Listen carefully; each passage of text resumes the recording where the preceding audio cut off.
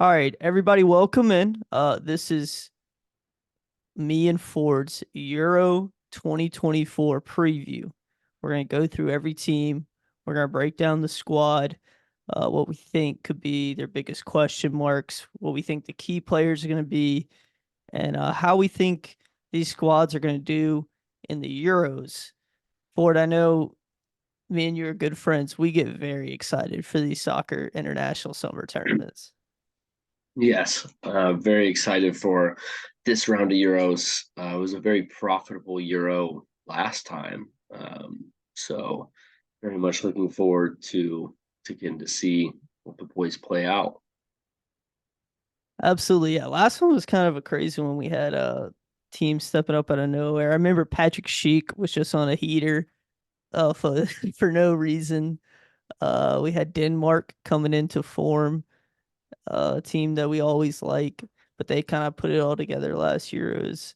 It was delayed because of COVID, so we got it a year later. So only Yeah, 3 years later, we get the next Euros.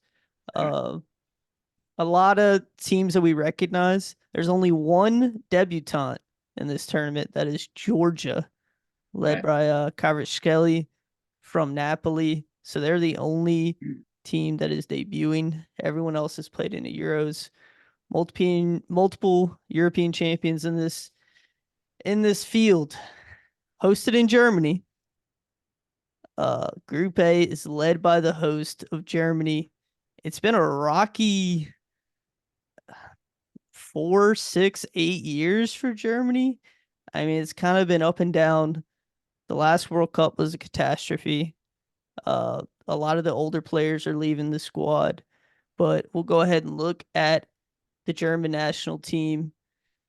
In goal, it's going to be Neuer, but man, he's been making some very unnewer, just weird mistakes lately. I mean, it started in the Champions League where they had the game wrapped up, and he kind of dropped the ball and gave it away. They had a friendly the other day where he did basically the same thing. He gave a goal away, but it's gonna be Neuer, right? Yeah, it's no Neuer's going to start because this is probably his last international tournament, if I had to guess. But I mean, shit, I'd be giving Ter Stegen a little bit of a look. Like Well, I mean, Ter Neuer, Stegen basically played all the qualifiers because yeah, Neuer was hurt, yeah. I mean, and he's easily capable of being able to handle it, but I also get it from like a leadership standpoint. I mean, isn't Neuer the captain when he's playing? Yeah, sure. yes, he's the captain. So Yeah, yeah, he's definitely gonna start. They usually play a 4-2-3-1 lately. They've yeah. had That's what I was going to bring up. It's going to be interesting to see what they line up across the midfield because they were playing Gundogan at the center attacking mid, and I would think you would want Musiala, Verts, and Sane all in the squad, but I mean, I don't know how you get all three of them with Gundo. I guess you could put them at, the other midfield pairing, but that's what I had for, key players. I think those three are very much going to have to do a lot for them, and they're all perfectly capable of doing it because they're all very, very talented. Um, Biggest question marks I saw that Havertz is going to start for them at striker. Ford's Nagelsmann, not a big Havertz fan. no. I mean, again, I have it as a question mark because he can produce well in the month of March, but I don't I don't view it as a long term. Like I just don't see how you go deep with that unless the rest of those guys in the midfield are really stepping up. And then the other question mark I had was who's going to play left back because it's going to be Rudiger. Kimmich will play right back. Rudiger and then Ta Yeah, I both. think Todd's gonna start. Middlestat And has been it playing a could be ton for them at left I was gonna back. say it's either gonna be Schlotterbach, Rom, or Middlestead. It'll be one of those three. So, um, And he was yeah, really good for Stuttgart this year. I mean, they had a great season. They finished above Bayern Munich. They came in second place. He was top 10 interceptions per 90 in the Bundesliga. but he just doesn't give a lot going forward, which is why I think you could see Rom or Slaughterback. Rom's definitely got a lot more going forward and probably less Yeah, defensively. So you could see adjustments around there, but I do think it's gonna be Ruger and Ta in the middle. Ta's been really good for club and country this year. Uh, Kimmich is really the only option they have, and they trust him. That was one of my key questions though, is how do their fullbacks handle these pacey wingers? Because we've seen Kimmich play right back for Bayern Munich this year. He struggled with pace. Mittelstadt's not the quickest player. Slaughterback's quick for a center back. Is he quick for a left back? I mean, David Raum kind of the same thing. He's not the fastest guy I've ever seen. That is my one worry is down the wings, them yeah. defending. Because I'm not worried about the center backs at all. I think they have very good defensive midfielders. I think Andrich is probably going to play a lot. I You think think you think Cruz is gonna? I I mean, I think think he's gonna start. yeah, they've been doing the 4-2-3-1 with Andrich and Cruz in the That's double what I pivot. thought. And Musiala, Verts have been playing those kind of outside attacking mids. That was the other thing that I'm just pondering. Are they gonna play into Wirtz and Musiala? Because that has to be their best bet, I think, is Yeah, letting those guys cook, letting them go on the wings, cut inside, get some shots off, play into Havertz, or if it's gonna be full Krug up top. But I mean, are they gonna do that? Or are they gonna lead back on some, older players? You got Sane, you got Gnabry, you got Muller, I guys think. who have been up and down in the national team, but I think that have more, evidence to base off of. Yeah, I think it'll be quite a bit of rotation. I mean, Pascal Gross has had a pretty good season for Brighton too, so Yes. they have a lot of players that they can utilize in the midfield. But I agree if they want to, their best bet is to utilize Musiala and Verts and let them do what they do best, and hope that Havertz is, on his game, and um, maybe does Mueller have a one last tourney in him, where he just kind of plays like crazy. I mean, he'll give you the energy 100%. So um, Especially in 20, 30-minute bursts at the end of the game or yeah, into extra time. it's He perfect, he's especially been if you're really good at that at Bayern the last couple years. But yeah. yeah, I don't fully trust Havertz as well. That was one of the bets I kind of like is top team goal scorer, Florian Wirtz. Mhm. I think he probably has a little bit more end product than Musiala. Honestly, Gundogan's not a bad shout for that either, but I think Wirtz is going to be higher up the field. If, Havertz struggles to finish, I think Wirtz could end up being the top team goal scorer for this team. That's literally what I had. I had that, and then I also had a Germany finishing first and Hungary finishing second plus 300 finalists. So I like that too. Let's move into Hungary here. They're also in Germany's group. Incredible qualifying for Hungary. I mean, they were yeah, awesome in they qualifying. they played really really well in the qualifying, and I mean their team is definitely led by Sezo. I can't even pronounce his last I name. say Shobesly. I Shobazlai. don't know if that's right. That's what I say. Um, I mean, you're right. Um, but Varga has been pretty good for them up top as well. Very Uh, good. like I think they have quite a few guys, and I think they can, you know, do pretty well. I think they can score a lot. I would say their biggest like question mark for me is defending. In their six qualifying games, they gave up 7 goals, I believe. Um, Yeah. a goal a game, and that's just tough. Morale wise, conceding. If you concede, if you're giving up 1 goal, that's just tough to play in a tournament. But they have Well, quite a the thing I like about them is their manager's been there for 6 years. He yeah. doesn't tinker with the formation. They go with the three back every time. They usually go 3-4-2-1 almost every game. Hmm. They really play around Szoboszlai. He trying to drifts in from the left into the middle. They highlight him really, really well. He plays a lot for this team through the qualifiers, through friendlies. Uh, they have a lot of the same players that share the field there consistently. They don't tinker with the lineup all that much. They have a goalkeeper that we trust in Galachi. Uh, I think he's pretty good, but yeah, my Yeah, he's been concern good for is Leipzig. also the three back. We know Orban's probably going to play from Leipzig. He's quality. These other guys just they perform well for the national team, but like throughout the season, they don't really get many playing opportunities. They got this guy, Adam Lang, who plays in Cyprus, barely played for his club. Shazli from Freiburg, he's barely played for the club. He's a left-footed option at the left center back. Uh, Darde from Hertha Berlin, he's a young guy, 22 years old. He played a lot in Bundesliga 2, but just a lot of improving commodities there at the back, especially when you're going to play a three back like that. Yeah, That's a little concerning. no, I agree. That was pretty much everything I had on them. Oh, the one kid I really like is Kirkes from Bournemouth. I thought he was pretty impressive this season. In the short amount of time he got at Bournemouth, he just transferred over there this year. He's very attacking down the Yeah, left side. He plays left back occasionally for club and country, so you could see that. But he's a good young player. Maybe he can provide a spark for them. Their midfield's not that bad. They have some guys that play. They have a guy who plays in Ligue 1. He had 18 starts this year. Loic Nego. They have a guy who plays in Serie B. He started 20 matches this year, so they have a little bit in the midfield. But I think it yeah. really is going to rely up top on Shoboslai, Varga, and Sali, who plays Hmm. for Freiburg. He had 22 starts this season.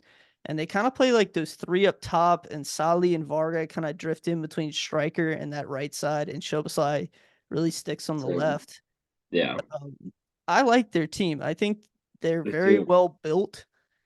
They know how to play with each other. I like their coach. He always keeps it consistent. I have them to qualify -130. I think they're a good bet to qualify. Yeah, no, I like that bet. I think they can definitely finish at worst in a third spot in the group, but good enough to qualify. I like that bet. All right, well, we'll move into the next country in Group A. That would be Scotland. Um, Spots. Um, the big thing I had for their key players and success is going to be the kind of midfield of Billy Gilmore, John McGinn. You'll have Callum McGregor, and then I'm assuming McTominay's going to be in there as well. So those are all very quality players. uh, I mean, McTominay moves different in a Scotland shirt. This he dude had does. 7 goals in qualifying. I mean, I he I turns up once he actually gets in the Scotland shirt. hot take they should put him as their striker because I think he's a better goal scorer than every other striker that they have. In all honesty, Yeah, so I think we've been comfortable with Che Adams and London Dykes in this squad in the past. Dykes is yeah. gonna miss the Euros due to injury. Che Adams did have 16 goals in the championship. The guy that I really didn't know anything about is Lawrence Shankland. This guy had Hmm. 31 goals for Hearts this season and was named Scotland Player of the Year. Uh, I don't know if that translates at all into this Euros, but I mean the guy's obviously in form. Yeah, and And surely you got to give him shots. I mean, it's not like Shea Adams has just this massive history that you just got to rely on. I'd no. I'd assume that they're, that's. I know it was an opportunity for them in the last Euros. Is really just like scoring goals. They're usually very midfield, like sound in the midfield, and they can defend pretty well. I mean, you have Robertson's Tyranny, you have Portis Quick from Watford. He's been playing a lot for them. They Yeah, usually play the five back, probably like a 5-4-1 with a single striker. yeah, Robertson gets down the left. Tierney usually plays like a left center back, which he's been playing a little bit at Sociedad. But yeah, very defensive, very in the midfield. But man, I mean, their midfield. I mean, John McGinn was one of the best players in the Premier League this season. I mean, John I McGinn's know. a baller. I think Billy Gilmore has progressed slower than we would have liked. I mean, it was Yeah. last Euros when we were kind of like, oh, Billy Gilmore, he's here. Well, yeah, now He that was in the Brighton. Chelsea system, right? Yeah, well, it was, well, because he played pretty well in that Champions League run. And people are like, wow, this kid's 18 years old and holding his own, and kind of just fizzled out at Chelsea. And I mean, this last season at Brighton, he played quite a bit. He didn't really play much 2 years ago, but this has been the most playing time I think he's had for a club for a while. So, Yeah, he had 24 starts this season. yeah, so I really think, I mean, him and McGinn, and I mean, McGregor for Celtic is that guy's also pretty good. So they have quite a bit of quality and experience in the midfield. And then, I mean, you have McTominay who scored, what he scored, like 8 or 9 goals for United this year. He's had quite Um, a year. and then you said he scored 7 for qualifying. So, I mean, Yeah. it's tough to rely on a like your midfield to score goals. Yeah. I feel like that's really hard to win tournaments if that's what you're relying on. But definitely can happen. My other question was, they've never made it out of group stage of Euro. Do they have the mentality to like really do this? They've had a game, where they've performed. They got to do it all 3 games. I mean, usually to get out, you need at least 3 points and Yeah, probably 4. And I'm it's just not. tough. I'm not so sure they get there because of the goal scoring. Because two Yeah, draws aren't going to do it, I and agree. you're gonna And have to get a win. like Switzerland's gonna be tough to score on, I think. And I think so Hungary's very organized. like yeah, I just think that it could be tough for them to draw up, 4 points to make it out. I agree. I agree. I'd like to mention they played Clark a little bit in goal and Gunn a little bit in goal from Norwich. I think it's gonna be Gunn. He's a little bit better with his feet. But that's something to watch as well. There's only a few teams in here that really have like goalkeeping questions of like Yeah. who's gonna play, but I think this is one of them. Um well, we'll move on to a team that's, I mean, not gonna have any question in goal. That's Switzerland. Yeah. As good as Gregor Kobel's been this season, Jan Sommer It's, he's been the guy for Switzerland. I think he's going to continue to start every single game. He's been really good for his country. They had a really poor qualifying, and it's a I little bit concerning. They finished behind Romania. They only finished 2 points above Israel. Uh, yeah. Not good form coming into this tournament. I was, big question mark I had was winning games. 7 draws out of their last 12, so 58%. And the wins were against Andorra twice, Ireland, and Estonia. So, Yeah, not really anyone that's of that bad in the Euros this year. So that would be kind of the worry for that. I feel like Switzerland has been one of those. They have a lot of guys on, pretty pretty big clubs, and they just have not really translated it well. Um, I know their back line. I mean, I like what they do. They usually do the 3 back, and it'll have a Kanji, sometimes Ricardo Rodriguez. You could do Shar. I've seen that they've done that, and yeah. Elvedi from Mönchengladbach. He's been a yeah. constant in their team. It's weird because I like all of those players, yet they get Mhm. scored on a lot. I I mean, know. Like that's what Portugal like put past 6 on them in the World Cup. Uh, they got scored twice on by Kosovo. Romania put 2 on them. It's just weird because that's the one aspect of the team that I really uh, really like. I think Akanji's has improved massively since he's got to Man City. He's a very good yeah, center back now. Evaldi is a good player. Fabian yeah, Schär has been good in the Premier League.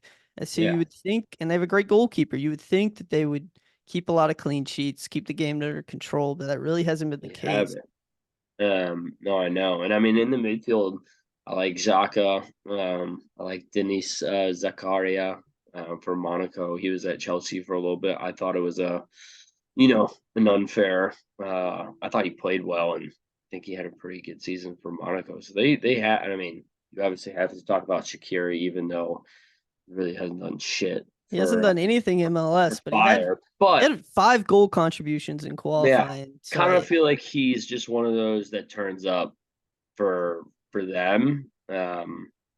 But you know, that's the big question marks are winning games. And if you're if you want your best aspect to be your defense, you can't be conceding multiple goals a game. In a group where I think Scotland could be tough to score goals, but I think Hungary and Germany will both be probably scoring quite a bit. Yeah, I mean, granted, Chaco, we got to give it to him. I think we've both given him a lot of shtick over the years. He's, Yeah. I mean, absolutely one of the key parts of why Leverkusen did what they did this year. The Oh yeah. best year of his career. Uh, Remo Freuler for Bologna. He started 9 out of 10 qualifying matches. I think he's going to play a lot. He had a good year at Bologna this season, an older player in the team. I think most of the questions are up top, though. I mean, we're used to seeing Embolo play. He's coming off a really long term injury, and he's still kind of rehabbing. I don't even know if he's going to be ready. Uh, Probably. Yeah, probably off the bench. you have Ruben Vargas, who we've seen play for Switzerland. But they have a lot of young players. I mean, Noah Okafor, I think we both really like. He didn't get a lot of run at AC Milan this year, but that AC Milan team is kind of loaded up top. And Yeah, so that's it's not pretty too tough to surprising. yeah, I mean it's pretty tough to break in, especially with Giroud leaving. They wanted to, give him what they needed to, and Drew's still performing very well. And I mean, you have Pulisic and Liao up there, so and yeah, it's a tough squad to break into. So I agree for them. It's just who's gonna step up. I guess that's a question mark if you're kind of needing a spark from someone who's gonna do it for you. Yeah, one guy I do like a lot is Mduni, who just got the transfer to Burnley this season. I mean, for anyone on Burnley this season, it was tough. He didn't have a great season. The year before at Basel, he scored 22 goals. Uh, he's a good young player. He's 25, can shoot with both feet. I don't know if this year Burnley has kind of taken away his, momentum that he had at Basel, but I think you could see him playing a lot. My other question mark was this Quadro Dua. He had 13 goals this season for Ludogorets. Um, is he an option up top? I think they're gonna have to search a little bit with him Bolo not really ready. Yeah, I Um, think it's there. I would guess they're just riding who's ever is playing the best, in training and in these friendlies that they've had. yeah. The other thing kind of looming over this, the manager might be on a little bit of a hot seat. I mean, they bowed out in 100%. the World Cup after a 6-1 loss to Portugal. If they Yeah, don't qualify, I could really see them making a change there. And yeah, I honestly don't think they're going to qualify. I got plus 200 for Switzerland not to qualify. I think this is a tougher group than you would think. I think yeah, Hungary is going to be very good. Scotland, I think, has more game changers than Switzerland has in their team. And yeah. You would have to think Germany's going to perform well at home, even after all the up and down. So I got plus 200 not to qualify.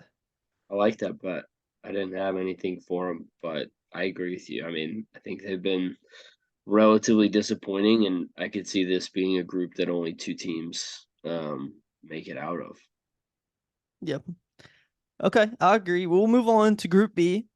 The first team is Albania, not a team we're familiar with in these tournaments. They did participate in Euro 2016. It's only their second major tournament appearance. They did very well in qualifying. They had a group with the Czech Republic, Poland, Moldova, Faroe Islands. They won the group. They scored 12 goals and only conceded 4. Um, they won a game against Romania. In the last in Euro 2016, but they didn't get out of the group. Is there anybody in this team that you're like, oh, this guy is gonna come out and perform? Is it Broha? I know he's an ex Chelsea guy. He only had one He's goal for still Forum this season. yeah, that was a terrible loan because he's still technically at Chelsea. I did see Everton want to buy him for like 30 million. I do have him as a guy. It does seem like for Albania he performs very well. I mean, I think he had multiple goals in the qualifying for the Euro. I always thought he got a unfair chance at Chelsea, but I also didn't think he was as good enough. But I do think he could be a guy. Bajrami, also in the midfield, could be a guy to get some spark out of them. I don't foresee them, doing really a whole lot. They are in the toughest group by far, and they Yeah. are they are levels away from both Spain, Croatia, and Italy.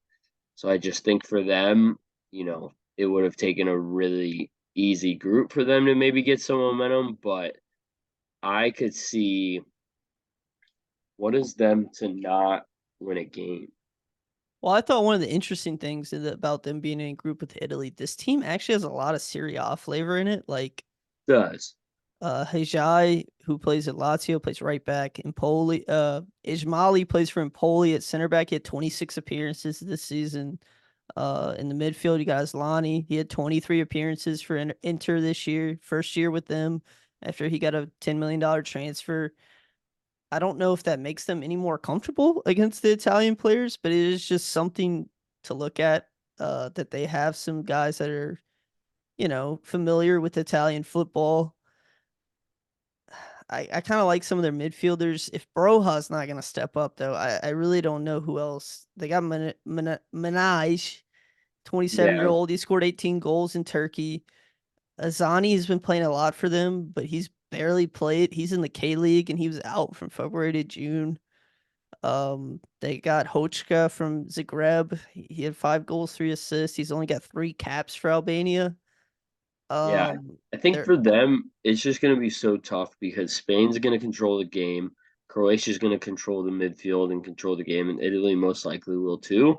So they're probably not going to be creating a whole lot of chances, and it's just can you be clinical, on the counter. But I think that is actually where Broha does the best. I think he's got some speed to him, so maybe they can get on a quick counter and score, but. I have Albania plus 200 to lose all group stage games. wow, okay. Yeah, Yeah. that was the thing about the counterattacking. That's just not really what they do. Like on all their It, qualifiers, they had 40 to 50% possession. They like to be on the ball. They like to create. They like to go forward. I'm not sure they're comfortable with just sitting back and countering. So I think they're going to struggle as well. All right, we'll move on to Croatia. Also in Group B, I feel like I'm as familiar with Croatia as almost any international team. We see them every year. They do the same thing every year. I'm not sure even tactics even matter for Croatia. It's just all vibes. Like they play together it as a unit. They play as hard as any team you'll see in international football. This feels like the last run for this group. I mean, but yeah, Modric is on his way out. yeah. Um, I mean, Brozovic is getting towards the end of his career. He's playing in Saudi this year, but I'm not even concerned about that. I think he shows up for the country. They do have some, younger players. Gvardiol's been a just been revelation. incredible Yeah, he started scoring goals out of nowhere. for both Croatia and for Man City. I know. They got And Sosa, the left back from Ajax. We've seen him I'm a play a big lot. I'm a big Sosa fan. I think, Gvardiol and Sosa in the back will be huge for them. And I was really high on Juranovic, the Berlin right back, but didn't I don't think he played a whole lot this year. I could be wrong, but um I do think, I agree with the they really play for the team on the front. They're not selfish. They're there to give everything for their country, and it does feel like kind of a one last hurrah. I mean, Luka Modric is the clear engine and the heart of the team. I mean, Kovac is just quality, but Perisic is also getting old. I mean, he's been part of this squad for the last decade, so I think for a lot of them, this is going to be a big push for them. And Uh, Perisic started the season out at Tottenham. He got hurt. He just returned. He got transferred to Croatian team. He just returned in April, May. Hasn't played a full 90 yet. I think they're really gonna need him. I mean, as always, their problem is scoring goals. They're usually very solid through the midfield and defense. They like to play a lot of. I mean, in the World Cups, they advanced on a lot of penalty shootouts, advanced a lot of through extra time, low scoring games. We've seen Perisic a lot. I feel like we've seen Kramaric a lot play. He doesn't inspire me. Petkovic has played. Budimir, I kind of like. This dude scored 16 goals in La Liga this season. He's more of a direct target man, which might make it easier for them to score off set pieces and corners. We'll see if he plays. But their questions are definitely up top. I love their defense. I love Stanisic from Leverkusen. I think he's a very good player. Um, they're good in goal usually. I bet it's going to be Lavashkovic from Yeah. Fenerbahce. Yeah, it's going to be them. But yeah, their questions always scoring goals, man. Hmm. I don't. The other thing is, does Modric have the legs to last like a semifinal, quarterfinal run? I mean, I I feel like they're gonna don't. have to manage him a little bit. I don't think he's got that in him to make that kind of run, unfortunately. And that's the big question mark I have was kind of the depth and the bench to make a run. Do they have that? I don't know. I mean, you think about their group stage, like their group stage is brutal. I Like know. you're not like you're having to go all out every single game to get as many points as possible. You can't think about the future in that group. So I think that could be, really hurting to them on that. I don't have any bets on them just because I'm not sure really what to expect out of Croatia. They always turn up in the Yeah. World Cups, but weirdly they never do well in the Euros. It seems like I don't know if that's a motivation thing or that these other European teams are more comfortable playing against them than other teams around the world in the World Cup. But I don't have anything to play on them just because I'm not sure what to expect, honestly.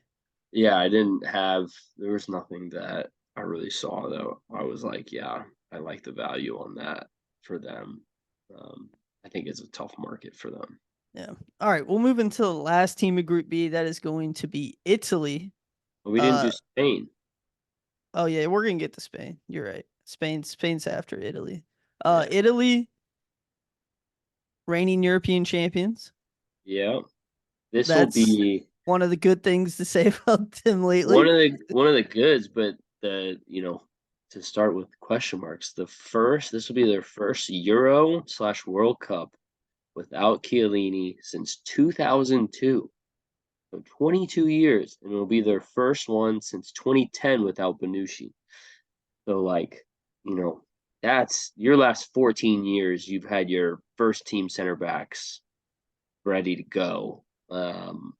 I think it'll be interesting to kind of see who steps up for him. Um, in terms of like the leadership aspect. I mean, Bastoni's going to start.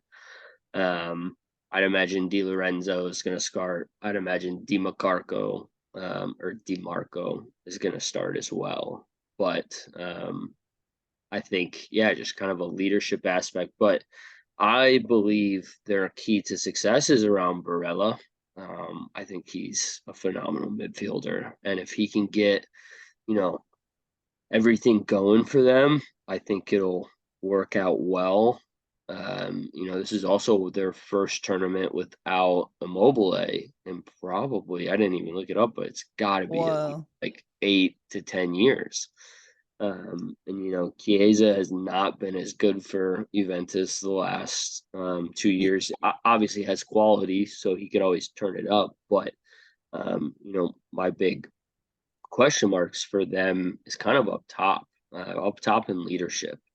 Um, what are they going to do with that? It seemed like they had problems when Immobile wouldn't score previously, and now he's gone. So, is it going to be El Shaarawy?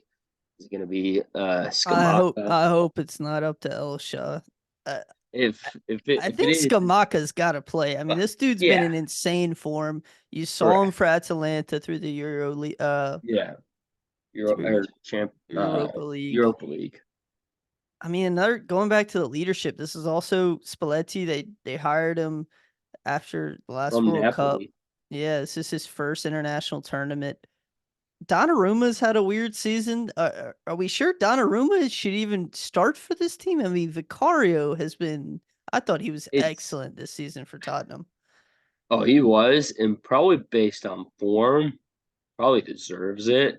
It's just one of those that Donnarumma's so young and he's done so much for you. You kind of don't want to like you want to ride him and don't want to be like, hey, no. That's my thought process, but I wouldn't be shocked if Vicario stole a game or if Donnarumma has a bad game that they make the switch because I don't disagree at all that he deserves a shot. Yeah, they like to play this 4-2-3-1 with the wingers. They like to send the fullbacks up the field a lot. I mean, they have very good going forward fullbacks in Di Lorenzo, DeMarco, among others. The question mark really is up top. I'd like to see Skamaka play and play Yeah, consistently. I think Raspadori, I've seen enough of him. I don't trust him at all. Skamaka's been no. amazing this season for Atalanta. Elshot, I've never seen Elshot do anything. For El- Italy, nothing.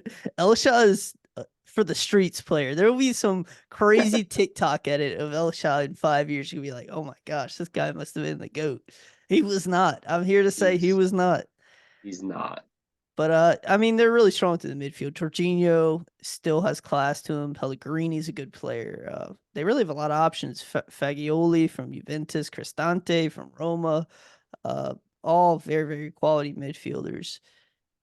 I don't know if, I mean, since that last Euros where Chiesa was amazing, he's just been hurt so much. He really hasn't got a run of form going. I'm Yeah, wondering where his confidence is going into this tournament, how his legs are. Because if he's not creating and scoring goals, I don't see how they do well. yeah. No, I agree. Um, that's kind of where I was at with it. Like seems like they're going to be relying on the midfield and kind of their fullbacks. It was Di Lorenzo that tore wasn't it his Achilles in Yeah, that last Euros, yeah, last Euros, and he was killing it he was awesome. um, for them. So it'll be interesting, and I definitely agree that it'll rely on either Skamaka or Chiesa having to score some goals and figure it out for him. All right, we'll move on to I think the favorites of this group. I really really like this Spanish team. Yeah, Ballers, they don't ballers have everywhere. Luis Enrique to hold them back anymore. Thank God. So Yeah, their new manager that they hired is Luis de la Fuente. He was the U19 and the U21 coach. He won the Euros with both of those teams. He yeah, seems to I really love know it. what he's doing in international football. I love it too. I don't like when they hire these club guys. It's a Yeah. totally different ball game. It's Well, way different. and like you can't transfer in players. So like it's more, you got to fit your profile to the squad you have. And that I feel like with a lot of these other managers, they don't do that. And so I agree. I like their new manager. Raya will definitely be in goal for them. He's had a pretty good season for Arsenal, even though he's got short arms. I think he'll play well. Well, that Um, was one of my questions right off the top in goal. you think, Simone has been in goal a lot for Spain. Yeah, I've seen him make a lot of mistakes. I feel like he had a one in yeah, the World Cup. If I'm he not did. No, he did. It was bad. mistaken, It's terrible. he's not good with his feet.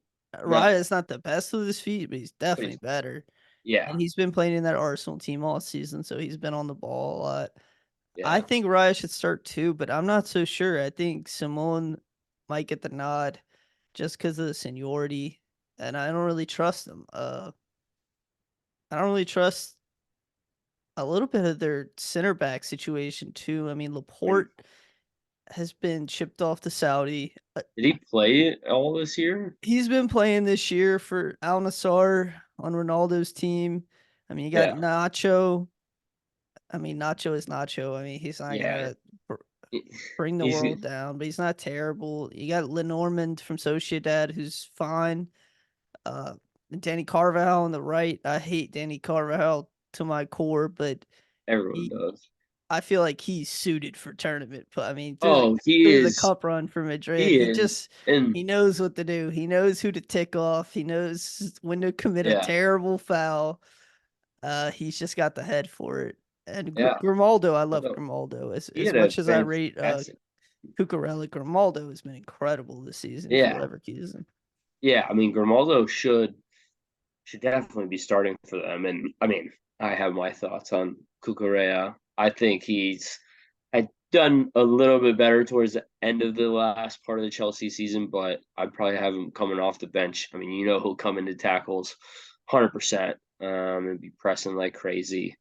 But the real star of their team is in that midfield. I mean, Pedri and Rodri World is class, just. both of them. I mean, having both of them, and then I'm a huge Nico Williams fan. I know they have him listed as a midfielder. He'll probably play left wing for them. I think he's been really, really great for them. But and I mean, Fabian Ruiz will also probably play in that Quality. midfield. Yeah, Um, I think it's definitely gonna be Rodri and Pedri, and I think you'll see Mourinho and Ruiz and maybe Fernan Lopez in there yeah, as the third. They like to run 4-3-3 or 4-2-1-3. Sometimes they have Danny Olmo playing almost as a 10. and I yeah, love Danny Olmo. I think he's a great player, but yeah, I think it's they really try to funnel the ball through the wings with Nico Williams and Yamal. yeah. There's not much. I mean, you can't overhype Yamal. He's only He's 16, but he is. he's a stud. He's every bit of what they talk about. And the biggest question I had for Spain is Morata versus Joe Sulu for the striker position. I mean, Morata had a decent season for Atletico this year, but it's still just like it's Morata. He's not going to change. He's No. gonna miss some big ones, and so it's like, who are you going to ride up top, and are they going to be clinical enough to put everything away? Because, well, yes, Nico Williams is good. He's not the best goal scorer. He's really great at creating things. But that's where I think they could kind of um, possibly struggle is up top with if Morata's their striker. Yeah. I have one here, Nico Williams, plus 1800 young player of the tournament. I was I literally think had the it's same thing. I This think is it's good odds based on I think he's gonna play a lot. yeah. I think this is And his coming out party, and we've discussed it, but like to win the young player of the tournament, you basically have to you either have to win or make it to probably the semifinals. yeah. I don't think you can make it to the quarters or before then and win young player of the tournament. So um, I agree. I could see Spain winning this group, and then I could see Spain, making a pretty good run. I Um, agree. I have them to win the group at minus 110. I think that's very fair odds. I just think they're a touch better than Italy and Croatia. I think they have more world class players to lean on. Rodri is one of the best players in the world just to have him in your yeah. team to Well, start and off then with. have Pedri too. I mean, that midfield is It's that stacked.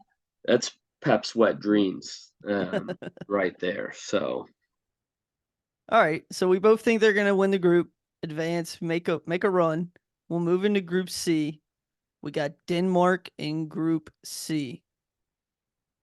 Uh, Always a team that I feel like we both kind of like going in these tournaments. They have guys. you, Schmeichel in goal is a reliable keeper. They usually play this three back with Joachim Anderson, Christensen, Kjaer, Vestergaard from Leicester's he played what's 42 games this season for Leicester. yeah, and what's interesting, they've actually been playing Andres Christensen is like a center defensive mid, which Yeah, he played that some at like Chelsea Academy because he came through Chelsea Academy. And I actually wish we would have tried him somewhat there, even though I think he's a pussy. But I do also like them. Like you said, they have a pretty sound sound defense. Um, I was really high on Damsgaard after the last Euro. It was, I think, 2 goals, 1 assist in 5 games, and the transfer to Brentford has just not been what I was expecting from him. I had really high hopes on it. Um, but they also have Hoyland and Poulsen, who I think are both, pretty good. Um, I think they'll be able to make some types of moves at the Euros. I think this is. I mean, everyone knows who Rasmus Hoyland is, but I think this is going to be the tournament. He's going to perform, and we're going to say, "Oh, Manchester United's just a dump." I mean, Yeah, if they can't get this guy to perform, I think he's going to kill it in this tournament. I think he's going to show everything he has to offer. I think he's really their only reliable big name going forward. As much as I mhm. like Polson, Damsgaard, you're right. Ever since that last year, is we just really haven't seen the step up that we'd like to see. Uh, they have the two old guard in the midfield. Hoiberg is going to play. I assume Christian Eriksen is going to play a lot in this team. Yeah, Those are two guys who do not have a lot of legs. no. They're not have any pace. I don't know who the third guy is. I hope to God it's not going to be Thomas Delaney. I was about to say I think it's gonna be Thomas Delaney, I which means hope that's it's gonna be the not slowest midfield you've in ever seen. and it's I'd gonna like to be see Morten Hoijmand from Sporting. mhm. 24-year-old, played a lot for Sporting this season, was a very important part of their team. He's good on the ball. He's good at progressing the ball. I'd like to see him play. I think they need some young legs in that midfield is the one thing that I would say about them. Yeah. That's why I really think they'll do like Anderson, Kyer from Milan and like Vestergaard, and then move Andres Christensen into like the midfield with Eriksson and Hoiberg. Yeah, I'd also like to say Joachim Mall is very good down the sides of the field. He kind of plays that outside mid slash wing back position. He's always performed for Denmark when I've seen them. Yeah. Uh, yeah, I just think who plays around Hoyland? Can they get him the ball in key areas? Who's gonna be the third guy in the midfield? Are they gonna have enough legs? And do they have enough like dynamic ability on the wings and like through the edges of the field? Because when we get in these international tournaments, the middle of the field just turns into a war. I mean, it's clumped Yeah. up. It's hard to really play through the middle of the field in these tournaments. They're going to have someone. If it's Mild going down the right side as a wing back, Ba's been playing a lot for them, kind of as that wing back position. Christensen, excuse me, going down the left side from Bologna. I just I have questions about that, but I do like their squad. I think Hoyland's here to perform. I think they're very strong with their three back and with Hoiberg guarding the three back. I think they're going to do well. Yeah.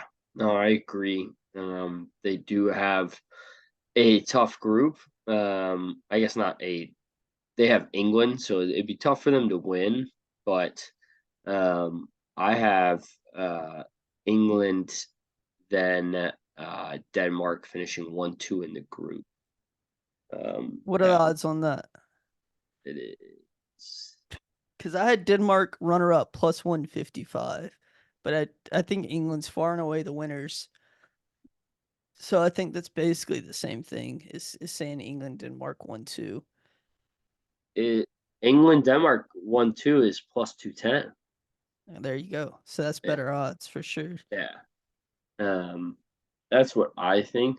From that. All right, we'll From move straight into England then. By the books, the favorite for this tournament. I'm not so sure if they should be the out and out favorite over a team don't get like France, don't get how. but they should run through this group. They Yeah, just have way more talent than anybody. They have so much talent that I it's don't even know if I'm picking a team who I'm playing and where. Uh, th- the John Stones injury in the but he's last always injured, so it's like I that's where it's tough, man. That's really what I have for the biggest question mark is defense. Maguire, yes, he's shit for United, but he's always steps up for England, and he's been, their leader in defense, and he's not there. Stones is not really a leader type guy. He's very, very quality, but I just don't think he's that type of guy. And Walker is fucking ass cheeks. You know that. You have to watch him on a weekly basis. And I Luke mean, Shaw, I think they really need to play, but Shaw, he's been hurt a yeah, lot he's this been season. hurt. So you're gonna have like Gomez playing left back. Yeah, I think that's You one of have the only reasons or Gomez made the team. yeah, and I mean Konsa is definitely gonna probably be, their center back should be Marque and Konsa, who are both quality players. It's just they just don't have a They've crazy never lot been of in the experience. spotlight before, yeah. Correct. And now they're about to be playing for, the best team or the favorited team. So that's where I, have a little worry. And on top of that, I'm just not a big Pickford fan. So, if they had an elite goalie behind them, I feel a little better, but certainly worried about their defense. I think Trent's going to end up moving into the midfield Yeah, he's been when it's playing a all lot said of and done. midfield lately. If I had to pick a starting 11 now, I think it'd be a midfield three of Trent, Declan Rice, and Jude is where it'd probably start. And then I think it'll be probably Foden left wing, Kane striker, and then right wing probably Saka, but I would do Cole Palmer personally. Um, Yeah, I think Saka's pretty much locked into this team. He usually plays well for England. He got ridiculed for the penalty miss. That's whatever. it's I mean, apparently it's one penalty. It's fine. Uh, I think Rice, Foden, Bellingham are probably the three most locked in players, including Kane in this team. I think yeah, down the spine, they're one of the best teams in the world. Those players are all world class. The one guy that I am kind of intrigued by on this team is Anthony Gordon. I feel like yeah. he gives this team a little something they don't have. A lot of pace, a lot of running straight at defenders. Has gotten a lot better in his finishing this year, I think. Has scored some great goals for Newcastle. I think that's a player that, if they get stuck in a game, that can kind of unlock some things down that left side. Yeah, I'm very excited to see him. I was very wrong on him when he was at Everton. I did not really rate him, and he's been fantastic for Newcastle. So I agree. I could see him starting a game at left wing and Foden right wing. It wouldn't shock me if that happened, but I think he's probably better to come on because of how fast he is and how much he can just be relentless pressing. But I'm very interested to see how Southgate does with Watkins. I mean, because he's pretty much done everything. Like I'm not obviously Harry starts at striker, but like Ollie's done almost everything to make you try to do some formation where they're both in the team. Because it's not just scoring goals, it's assisting goals. Like Ollie Watkins has been incredible.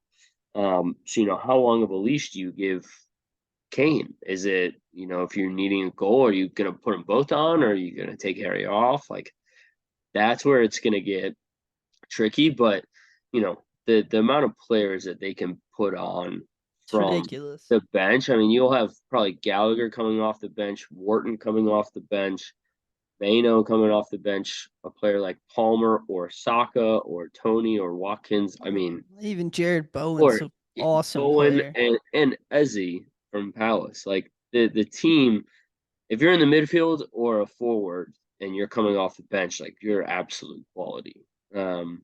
But I think their defense and their goalkeeping is going to make it closer than it needs to be. And I mean, Southgate is going to Southgate. I feel like it could be one of those they concede late and it's too late type thing. Yeah. But I think it's just going to be really interesting to see where who starts. Is it a leash of one game? Is it a leash of if Harry Kane doesn't score the first two games, do you go to Watkins game 3, like third game of the group stage? Like, And we've seen Southgate have short leashes. I felt like Foden was on a short leash last tournament for at the World Cup. He didn't really play all that much after the first couple games. Obviously, he's going to be in the team now with his current form for every minute, I would think. But they do have some very interesting pieces in the midfield to kind of give them Declan Rice insurance in Wharton and Manu.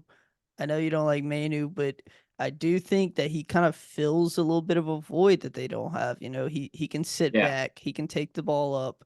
Wharton's very good, as a DM. He also has, a little bit of ability on the ball. I like their pieces in the midfield. Conor Gallagher is just solid. You always yeah, can rely on him. He's not going to make any stupid mistakes. He's going to get the ball where it needs to be.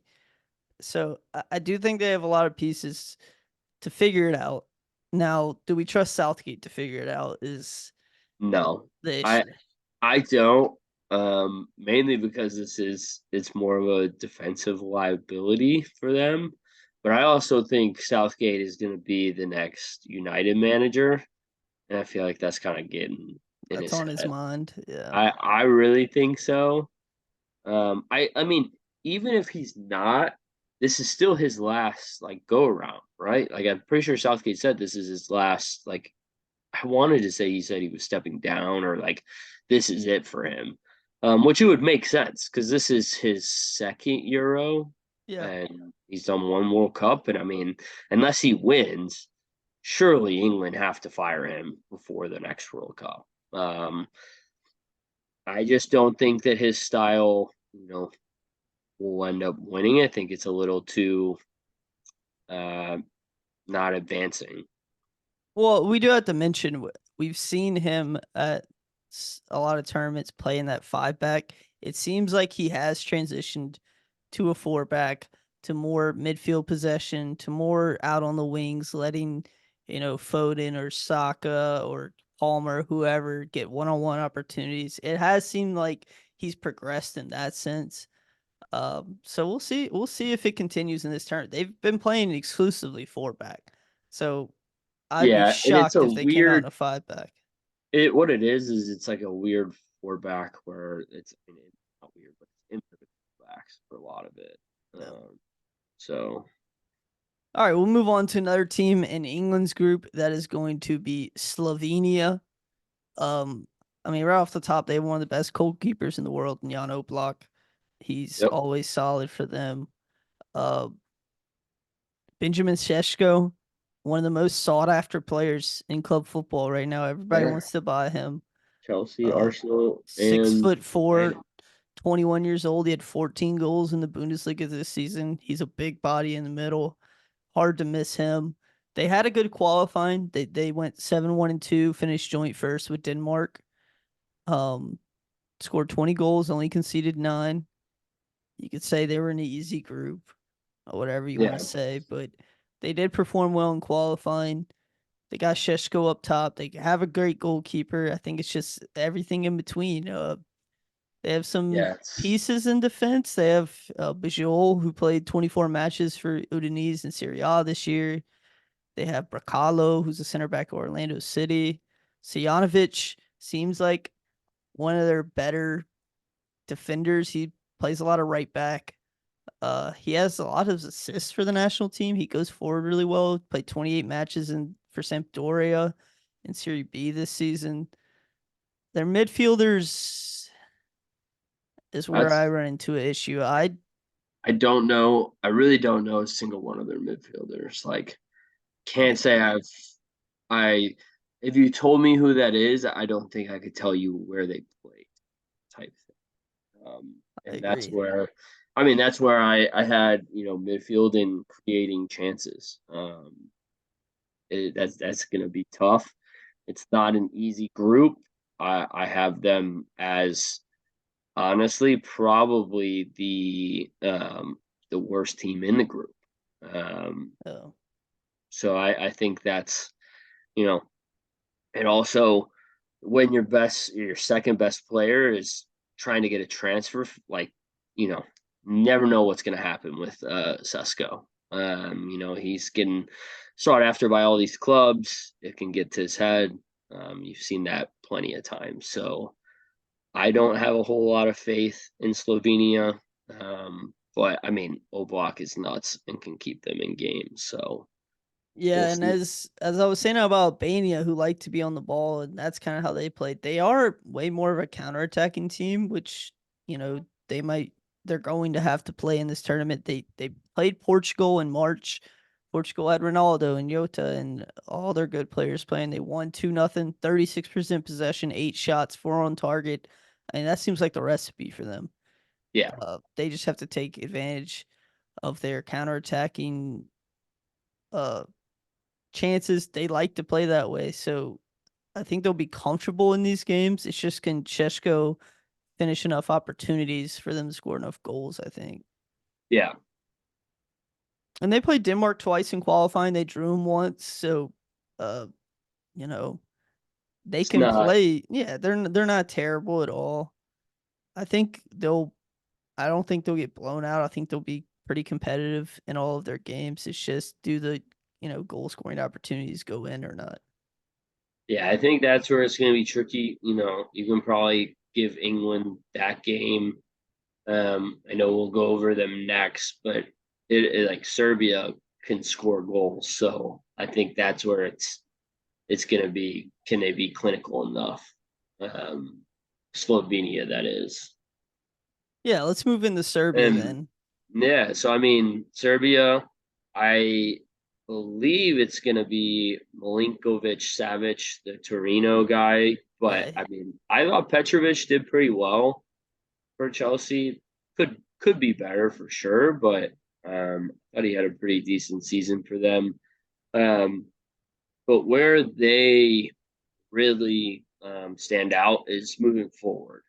I mean, Mitrovic just bags goals, and he did it in Saudi Arabia, and then Vlahovic for Juventus had 14 goals for them this year, and then you add in um, Milinkovic Savic for who also plays for Al Hilal. So him and Mitrovic have been playing together in Saudi Arabia.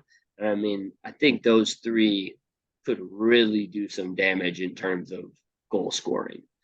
yeah, and Um, they still have Tadic, who's getting on the mhm. older side, but he's in Yeah, a really important part of their squad. He still has some quality to him, a left-footed player. yeah, Uh, yeah, they're kind of overloaded at the top. I mean, Kostic from Juventus is kind of more of a left mid, left wing back sort of player. They usually play three back. They usually go 3-4-3, 3-5-2. Uh, the thing is, they just kind of concede a lot. I mean, yeah. I concede had twice to Hungary, once to Montenegro, twice to Bulgaria, 4 to Russia. nine. Yeah, it was nine. They conceded 9 goals in 6 Euro qualifying games. So I had, conceding that's going to be their problem, but I don't think they'll have a problem scoring. I don't think so either. But it's really tough to do well in these tournaments if you're gonna, you got to be able to defend. Um, They do have some guys in the back, and they have Pavlovic, who played 26 matches for Salzburg this season. He's a 23-year-old. He's, if you're playing for Salzburg that much, you're going to be of a certain quality. They yeah, have Milinkovic, who plays at Fiorentina. They have Stosic, who plays in the Russian league. They have some guys in the midfield as well. They have Illich, who plays for Torino, 23 years yeah. old, 31 You have appearances in Serie A this year. He had a great year. you have Lukic who plays for Fulham as well. Yeah. They have some guys that I think they definitely could be a force um, in this group. I think you're right though. One of the main questions is, are they going to play with one or two strikers? It seems And like just to have the quality on the field, you got to play with Mitrovic and Vlahovic up top. I think last game they did. I want to say like their latest friendly.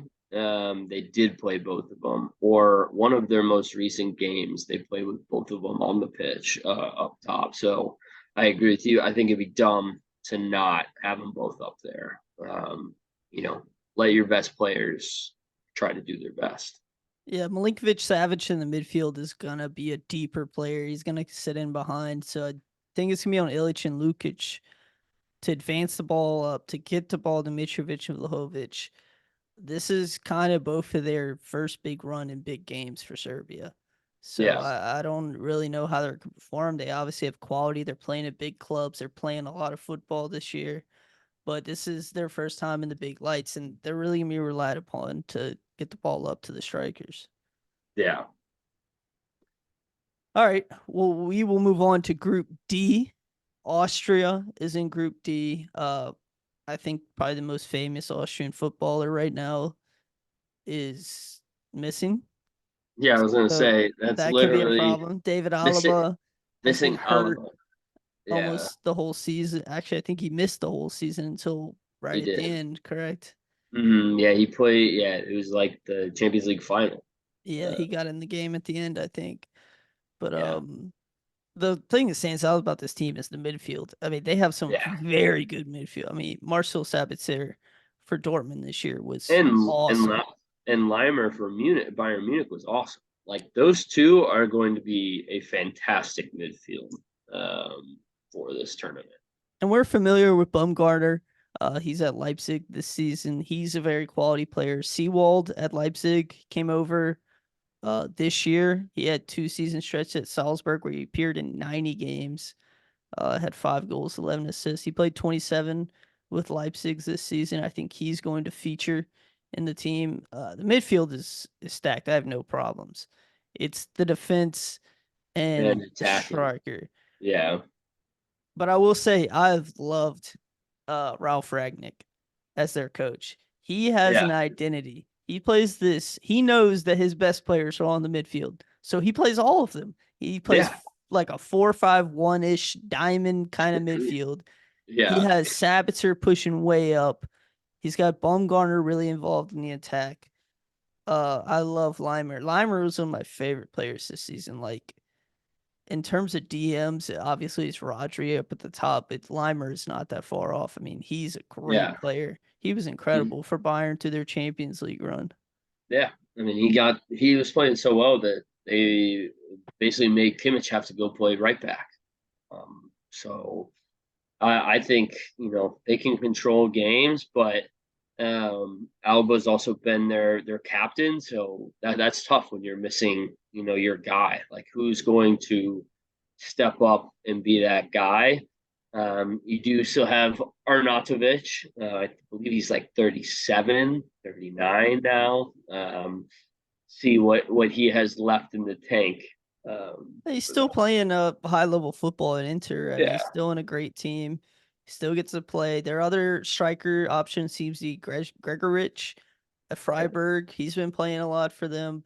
But I'm not too worried, honestly, about the big names. Like, this team seems like more than a sum of its parts. Like, Ragnick really gets them to play together. Their midfield is impeccable. Uh, they have Posh and Win who kind of play fullback, but they really push up to give them some width because otherwise they have no width with that midfield. So I think they're yeah. kind of going to be some important players to really push the ball up the field. I have them as one of my dark horses, but I think they're going to qualify. I have minus 155 to qualify. I think, The tough part for them is just being with France and Netherlands. yeah, I agree. And I mean, Poland is they're not a cakewalk. I don't think Poland's going to do anything. I do have Austria finishing third in the group, but I could see them being one of the third place teams that makes it on. I don't think they're out of the question to steal a point from France and Netherlands at all, the way that they play. Yeah, Uh, 100%. we always talk about through the middle is going to be a war where they got all the guys through the middle. They play very Yeah, physical. They like to keep possession. They have the players to do so. As you know, we talk about these other teams that like to play possession, but they don't really have the guys to do it. They have the guys to keep possession, to play yeah, through the midfield. I kind of think they have all the pieces to surprise some bigger teams. yeah. No, I agree. All right, we'll move on to who I think's far and away the favorites is France. You got to put a TVMA on this France squad. This It's France insanity. squad is insanity. It's truly, I mean, quality wise, this is one of the best teams you'll see for a while. Um, I guess really my biggest question mark is Upamecano going to start at center back? Like, They've do you dare? rotated a lot. I know, and I mean Saliba is 100%. Theo Hernandez is 100%, and both those two are probably 100% in. I would probably put Pavard in and like either Kunde or Konate. Personally, that's what I'm doing. But I think Kunde is going to play right back. I think he's almost locked in there. He's been yeah, playing a lot on the right for them. I think the question is who's going to occupy that second center back besides Saliba between Kanate, Upamecano. Pavard's really transitioned more to a central defender. Uh, for Inter. yeah, for Inter. So I think it's between those three guys. But I mean, to pick between those three, to pick Yeah, between like Liverpool first choice center back, a Bayern Munich first choice center back, and Benjamin Pavard, who we know has quality in him, it's even though yeah, he's kind of it's gone down the last truly couple of years. insanity. And That's even what they. Jonathan Klaus down the right side, I know. one of the best right backs going forward. Yeah, exactly. I mean, and he's probably going to come off the bench. So I mean, they have just quality everywhere. And then I mean, then you get into the midfield. Conte just didn't miss a single game this year for in Saudi Arabia. I mean, so if you have a midfield of Camavinga and Chouameni and Conte, I mean, then you also have, I mean, Griezmann will play more forward, but I mean, Fofana for Monaco is also very good. Rabiot for Juventus plays every game for them. And then, I mean, moving forward, having Mbappe, Thuram, Dembele, Giroud, Coman for Barcola for PSG is also very good. I was glad to see Um, him make the squad. He's a great young player. He's yeah, a he terror is. down the left side. Yeah, I was actually shocked Nkunku didn't make it, but I It's mean, hard to again, make this team. it's this team is disgusting, and I personally don't see like I think they're a pretty clear step ahead of England and every other team. Um, and I mean, these most of these players have been playing on this France team that either won a Euro or won a World Cup, or they've gone far in the last World Cup, and they've gone far in all these tournaments. Yeah, I think you're Um, gonna see Giroud up top for sure with Griezmann underneath. That's been their recipe. Mbappe yeah, on the left, some sort of probably Dembele, Coman, yeah, Colomwani, maybe Barcola, maybe Coleman on the right. I'm really interested to see who steps into the midfield with Conte. You have a plethora of options. yeah. Camavinga, Rabiot, Tuchemini, I think are probably your three you're picking out of. I would go Camavinga. I just think he has a little bit more to offer than the other two going forward, and they're going to be on the ball a ton. So Yeah, I think I would favor him, but there's no wrong moves to make. Do you have any bets involving France that you like? I have France to win the whole thing at plus 350. I know that that's a square bet because they are like technically tied for favorites, but I just think this team is. They also have Mbappe, like we talked about, but Mbappe is the best player in the sport, and I mean, it's hard when you have the best player, but not only that, if you take away him on this team, they're still outstandingly incredible. Like if you take them off this roster, I still think they're probably not the betting favorite. They still probably should be, even without him, and he's their best player and he's still the best player. I like Mbappe 100 times more in a French shirt than I did at PSG. At PSG, it seemed like they were just trying to funnel the ball to him, and he was the 100%. guy. In this French team, it's not really. I mean, obviously he stars, but it's not really the case. They play as a They team. play they play more through Griezmann, to be honest. Like Yeah, they do. he plays so much for them. So And Griezmann's coming off one of the best years of his career. I thought he Correct. was incredible this year. Yeah, no, I agree. So I just I don't see a world um unless Upamecano is getting stupid red cards and penalty kicks. I just don't see a world where they don't go there. I had two bets on France. Mbappe 4 more goals in the tournament, -115. Okay. He might get that in the group stage. Uh, Yeah. and then Griezmann to be the assist leader for the tournament, +1800. Ooh, I like that. I I like like that that a a lot. lot too. I think you're gonna for an assist leader or goal leader for the tournament, you're gonna have to pick one of the teams that It goes to the makes it. finals, like pretty Yeah. much. And he's like just like you said, they play through him a ton. He works so well with Giroud. I mean, they flow like water together. It's Yeah. incredible to watch them work. And I mean, you never know what it classifies as an assist nowadays, but he could just pass it to Mbappe, and Mbappe go past 2 people and score, and somehow he Yeah. gets an assist. No, I actually really like uh plus 1800 Griezmann assist leader. Yeah, I like that too. All right, we'll move into the other big team in their group. That is the Netherlands. Um, Yes. I have a bet on them. I have them to win the whole thing at plus 1600. I also have them to reach the quarterfinals. So just reach the quarterfinals at plus 135. I think this team defensively and I just think defensively they will be very, very, very tough to beat. I mean, with Ake, De Ligt, Virgil, and then Van de Veen, and then you have Stefan de Verge, and then you have Dumfries and Frimpong. Like, it's pretty crazy.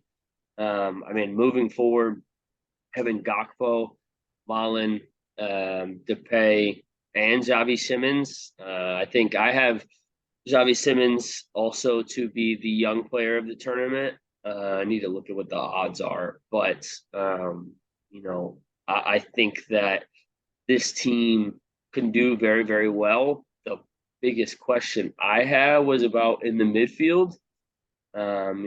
Frankie, he's going to be there. He's going to do well. Wijnaldum and Gravenberch are probably the next two. But I mean, one is in Saudi Arabia. Gravenberch doesn't really play all that much for Liverpool, but I'm thoroughly impressed when he does, to be honest. So, and actually, the other midfielder may probably be Schouten, the PSV guy. It'll probably be Frankie, Schouten, and then one of the other two. So I think midfield would be the biggest question. Um, but I'm a big fan of the Dutch team. I'm gonna swerve the other way a little bit. I'm just not so convinced. It starts with the manager. That's fair. I've never Conrad, rated Ronald Conrad's. Koeman as a manager. I just have never rated him as a manager. He's fiddling with this team a lot. They'll play 3-4-3, which what we're used to them playing. But then they'll go 4-3-3. They'll go with a 3-4-2-1. They just switch around a lot.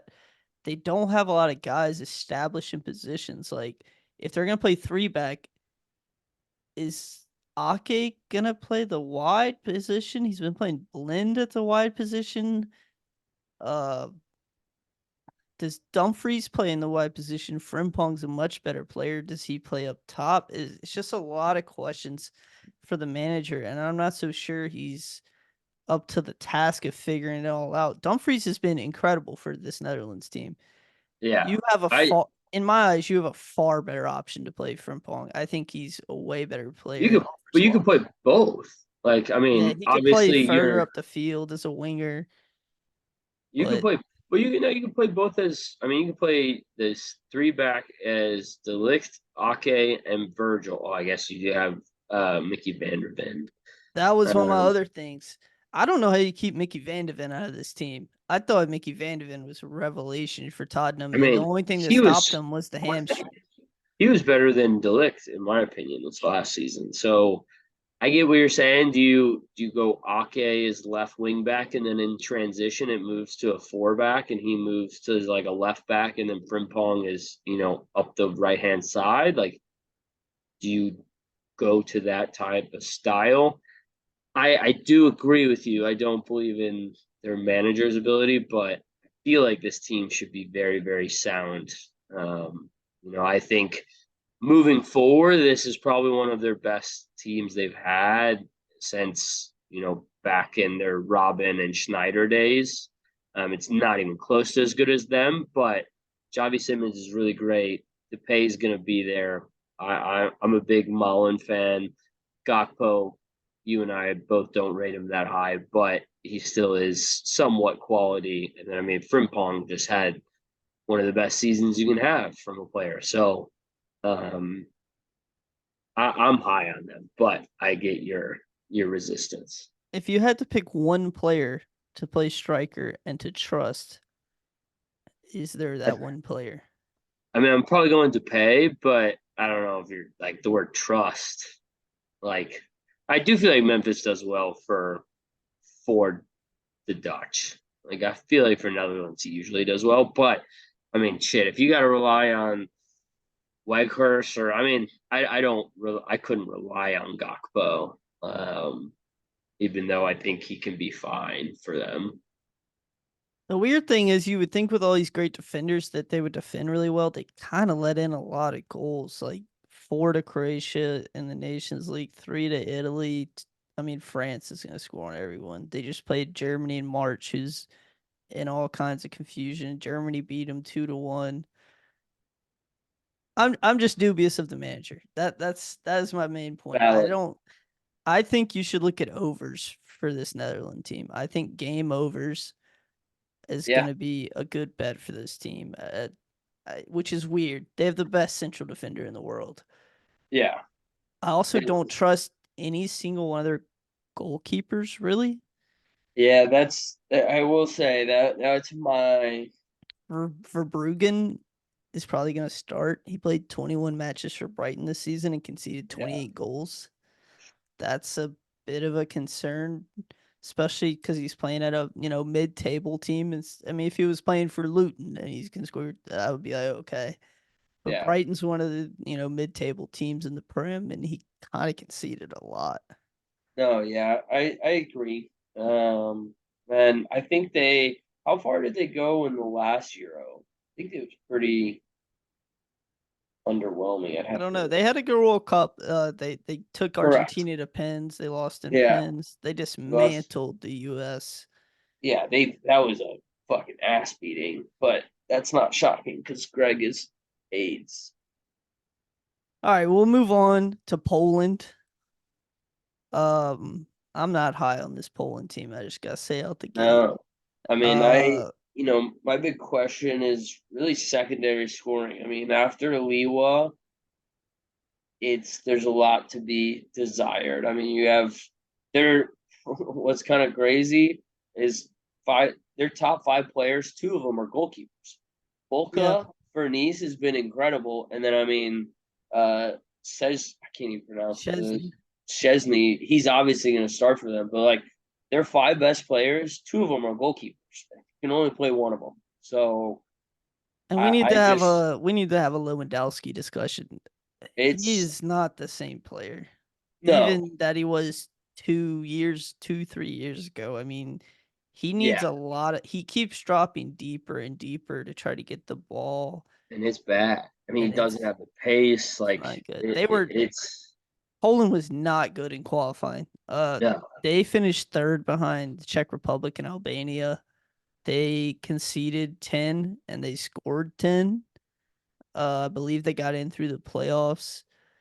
They drew Moldova and the Czech Republic. They lost Albania, Moldova, and the Czech Republic in qualifiers. My question is, can they defend at all? I don't think that they can defend at all. I like no Kewar for Arsenal. He's a for good young Arsenal. Yeah, player. Kulier, I don't trust anybody else in the that's back. minimal. Chesney is fine. He's not a kind of goalkeeper like we were talking about Oblak or maybe Donnarumma that's gonna just Yeah, keep you in the game. I don't think he's that kind of goalkeeper. I feel like they're going to concede a lot. I have them to concede the most in the tournament, plus 1,200. I like that. I have them to lose all their group games at plus 400 because they're probably going to lose to France. They're going to lose to Netherlands, and I could see Austria beating them The because thing about that's France is they can run up 6 goals on you, and then this becomes a lot easier to concede the most because the that's true. Netherlands are going to score. We I kind of like Austria. I think that they're going to control the game against Poland, Yeah, and yeah, I also have them to get 0 points. yeah. I'm So not lose high on all. this team at Yeah, all. Oh, poor Poland and Lewandowski. I don't think it's gonna go well. All right, I'm right there with you. we'll move into Group E. Belgium. It should be the favorite by far, I think, in this group. We had the Yeah, Belgium golden generation that has kind of came and passed. There's a few players left. They never really lived up to expectations. They never really got over the line. I will and it say, was yeah, go ahead. well, the problem was their defending, and it's still really not all that much changed. No. You know, Weiss for Leicester played a lot, but he's not like incredible. Vertonghen is old. Castini for Fulham is probably their best, but the big thing for me that for Belgium is they're missing Courtois. Yeah, he's You know, got some kind of he's personal beef with the coach or the FA or well, it something. it had to do with like his knee injury. And then like something happened where they got in an argument or whatnot. So, you know, I just I'm not high on their defense, but their midfield and moving forward, I think they have some guys. Obviously Kevin, if he's on the pitch, is most likely going to be one of the best players. You have Trossard, the most goals for Arsenal non-penalty, because he's not ass. And then I mean Onana for Everton was very good as a defensive mid. So I mean you have Tielemans as well. You have Witzel. So like I think they have some guys in the midfield to do pretty decent. And then, I mean, Lukaku, I mean, it is Lukaku, but I feel like he usually does pretty well for Belgium, and he's coming off a all right season in Serie A. But they're very lucky that they play in a group with Romania, Slovakia, and Ukraine. Um, I will say, I don't know if you knew this, Ford. They have not lost a game since they lost to Morocco in the World I Cup. I saw like when I was going through each team, I was like, damn, they haven't fucking lost in a minute. And so, whoa, and that's because they fired Roberto Martinez, who's freaking That was a ass. big step. We'll talk about him later. Oh, He's I know back. I know he's back. I have that as my question mark for that country. But yeah, I like Tielemans and Onana in the center. I think Yeah, that's gonna go really well. Tielemans is a quality. I've always liked Tielemans. I think he's yeah, great.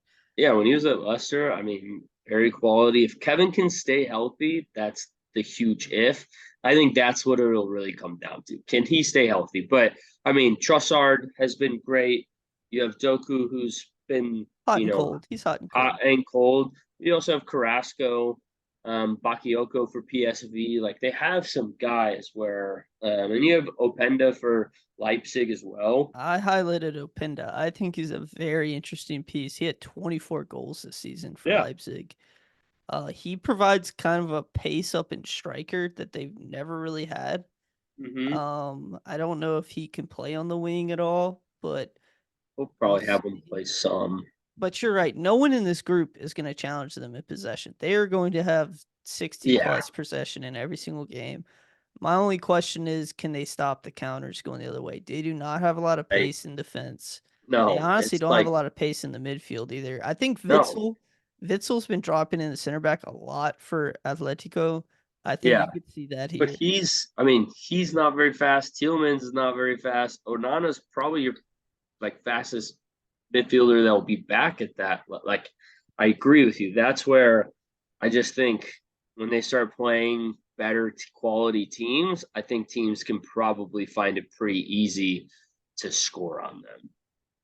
But I don't think they're going to get challenged, and I think they're going to win No. the group, which is going to give them a second or third place team, which I think Yeah. they can advance through. After that, you have to play a pretty quality team, and I have round of exit quarterfinal plus 230. I like that. I like that too. I think that's probably the first instance they're going to play a very quality team who can take advantage of their lack of pace, who can probably lock up Lukaku, have some bigger defenders in there. But they should have no trouble with this group. But none of the odds No. make sense for anything with the group. They're so heavily favored, and they should be. Yeah. No, I agree with you. And there's no reason to really like the only team that maybe could is Ukraine, but even then, I'd be baffled if they don't win this group pretty easily by multiple points. Yeah. All right. Second team in their group is Romania. Um, Romania is a little bit interesting. They won their qualifying group. They finished ahead of Switzerland. They did not lose a game. They had 6 wins and 4 draws. Only conceded 5 goals. My friend's a Tottenham fan. One of his favorite players is Dragusin. Dragon Sun, yeah, Dragusin and Burka have played a lot of games together for Romania lately. They are very locked in centrally in the defense. They have a Moldovan who's the keeper. He's the backup for Atletico. So you know he's got some quality to him. They have some pieces in the midfield. They have Marius Marin in Serie A this year. He played 33 matches. He's going to be very central. I think they're good up the spine.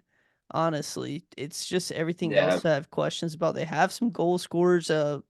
Coleman scored 18 goals and had 10 assists in the Romanian league this year. Dragos had 14 goals in the Turkish league this season. They've had 5 European Championship appearances. They have 1 win in 5 appearances.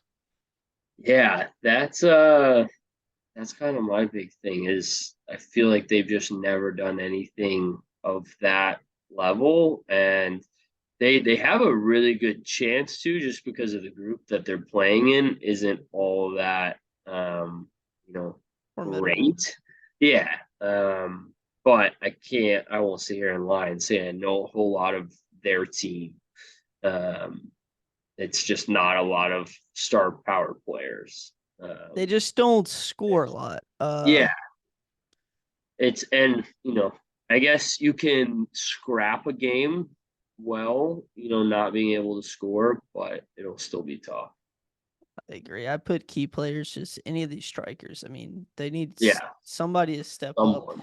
and score a goal. I mean, they only conceded 5 goals in 10 games and they drew 4 times in qualifying. I mean, I think that can just tell you that they don't have a lot of But ability score. to score consistently.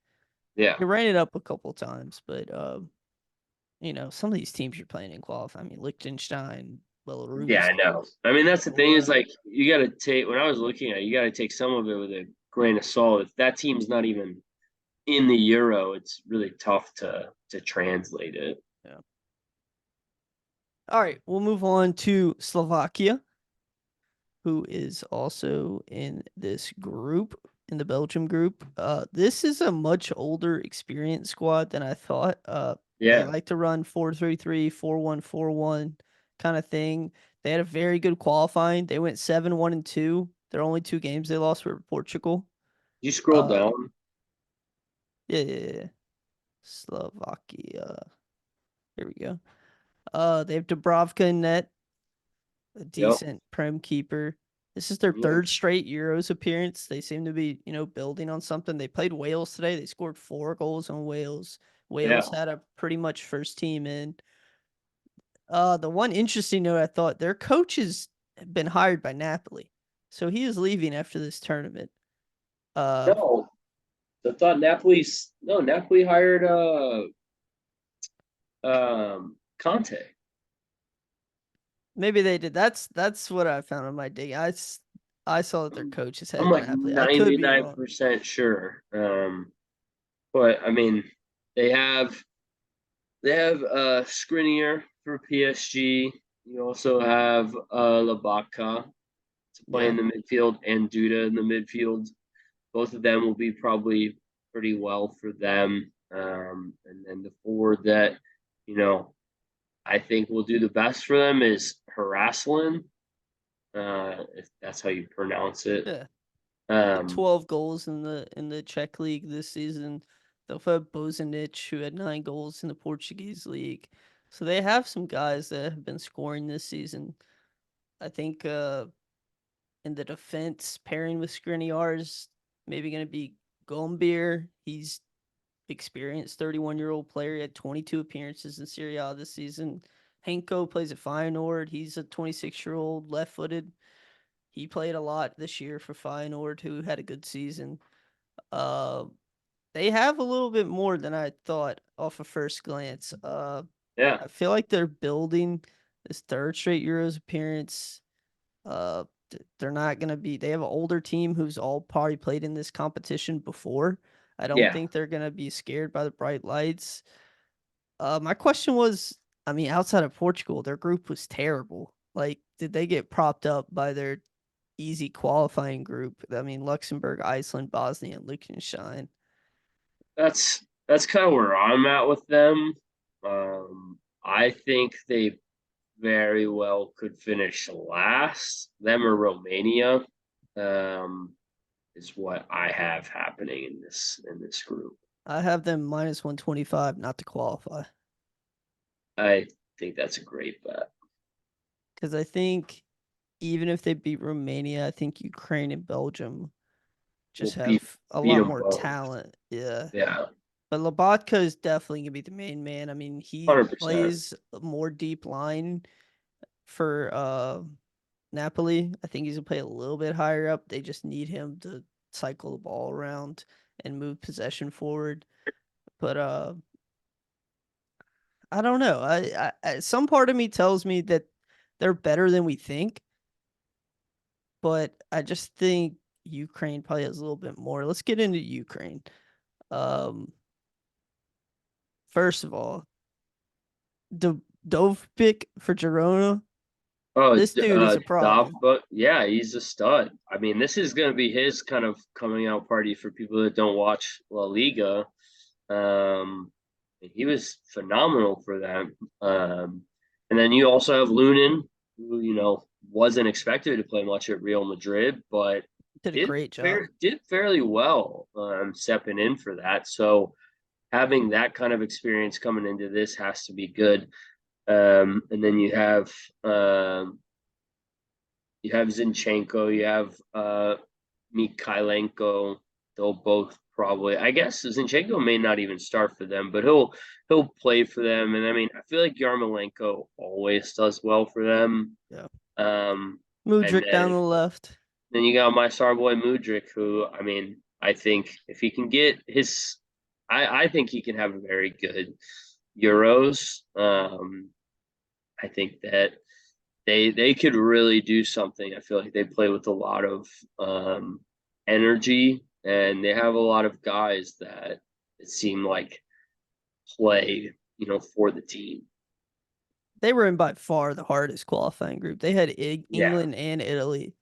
They yeah, drew twice against England and Italy. They drew one each.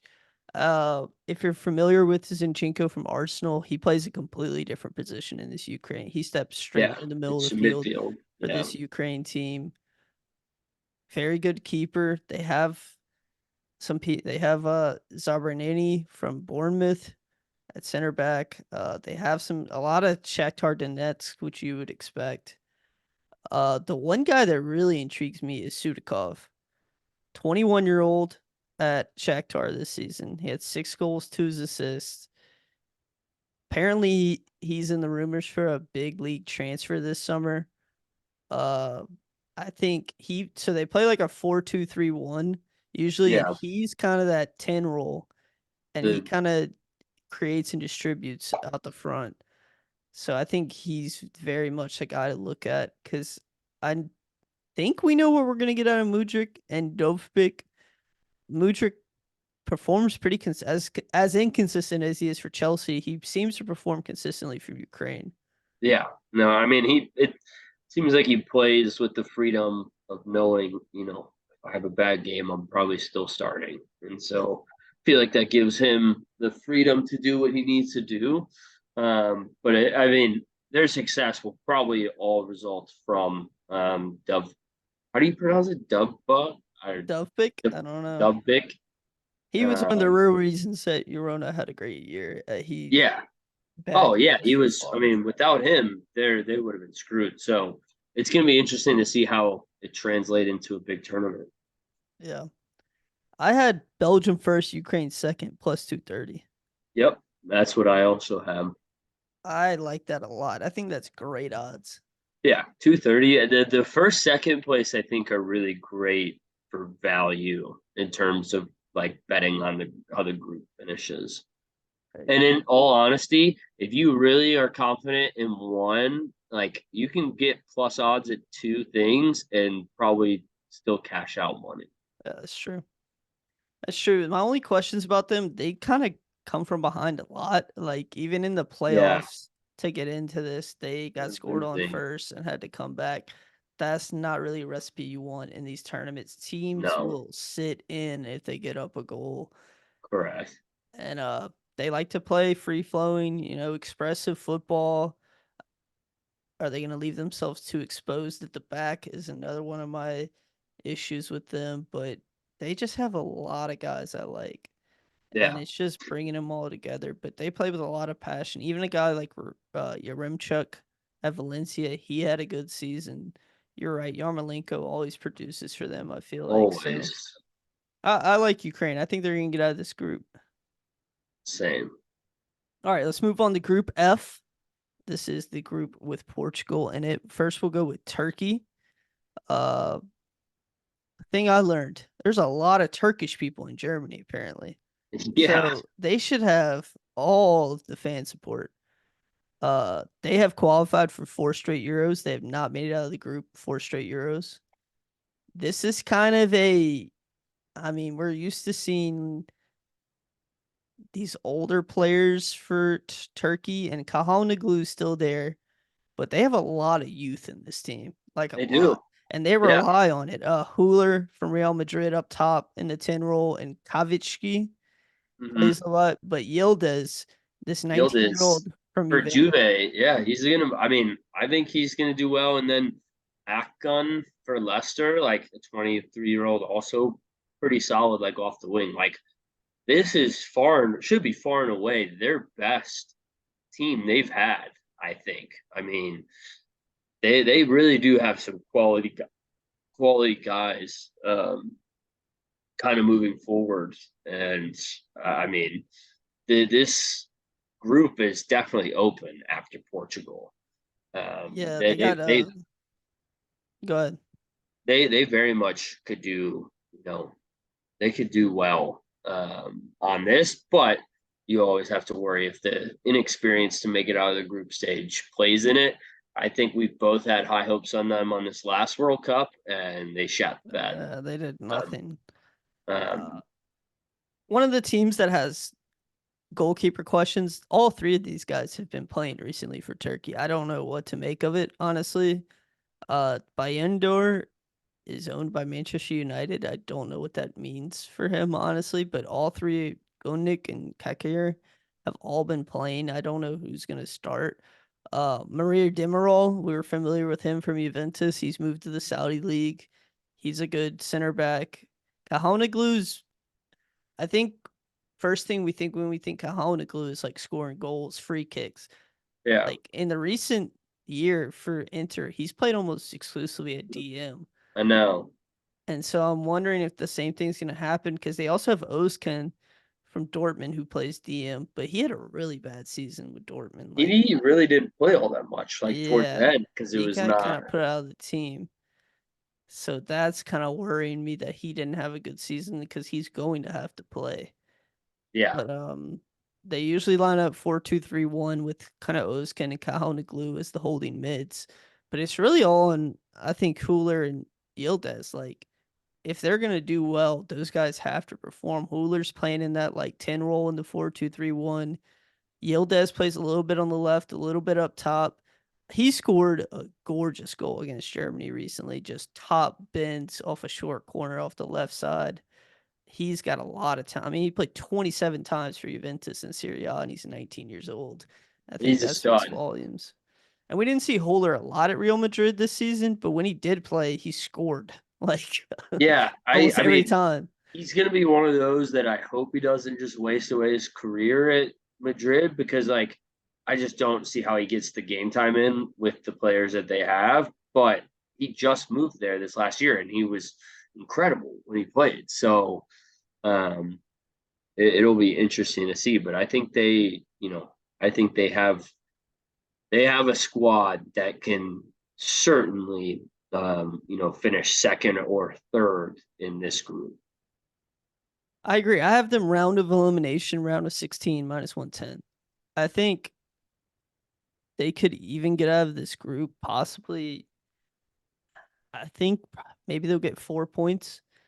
I think Georgia is going to be a punching bag in this group. But Yeah, then once yeah, they get to the round, I don't think they can overcome like a. They're not really a sit back and counter team, so I don't think they're gonna overcome like a vast amount of talent against whoever they're gonna play in the no, round. They're gonna play a team that finishes first in their group in the round of 16. I don't think they're gonna get past that. And if you have -110 for them to lose, I mean, you could always hedge if you really hedge it. wanted to. Yeah, Well, let's go to Georgia, who I just mentioned, the only debutantes in this tournament. yeah. Very. That's really what I had. This is their first international tournament. I mean, their team was founded in 1990. So it's not a whole lot. Obviously, most everyone knows Kivich, Kavara. I can't even. I'm so bad. Vartashelli. Yeah, Kvaratskhelia. I'm terrible at pronouncing names. But he's been very good for Napoli the last 2 seasons. Um, and that's really gonna rely on him. I know they have it's Mika. I can't pronounce it. Mikadetse. Yep. Up Isn't play top, the striker. Mets. Yeah, the Mets striker. I think he probably will start most of their games and play well for them. But I also do like because for goalie it's gonna be Yeah. Started Valencia's goalie, right? Yeah, 37 times in La yeah. Liga this I year. mean, he's actually pretty good for Valencia, but again, I just don't see the quality there. And I mean, if you look at the teams they beat to qualify, it's all pretty shitty teams. Yeah, well, they came in fourth in their qualifying group. I mean, they did Yeah, have Spain, Scotland, Norway ahead of them, but somehow they got through in the playoffs. I think it's a win just for them to be in this tournament. 100%. Uh, and so do they treat it that way or do they treat it like, we can do something here? I'm not really sure. I don't think they're going to get a point, to be honest. Yeah, I agree. All right, last team is the Czech Republic. We mentioned Patrick Schick last Euros. Listen, I Yep, think he had 5 goals last he year. did. Yeah, Schick and Swiecek for West Ham. Yeah, they have two West Ham boys and Kufal and Chushik. They have some players you would know of. They have Holzlek from Leverkusen. He's playing with Patrick Schick at Leverkusen. I don't know if that means anything, but they have some quality. I feel like they always perform pretty well in these tournaments. They Yeah, seem to be very organized always. They play a 4-2-3-1 as well, or 4-4-1-2. It seems like with Schick and Holschlik up top. Uh, I don't know. I feel like they're gonna turn up. I think they play really well in these tournaments because they like to play the low scoring direct style, and I hmm think that works really well in these kind of tournaments.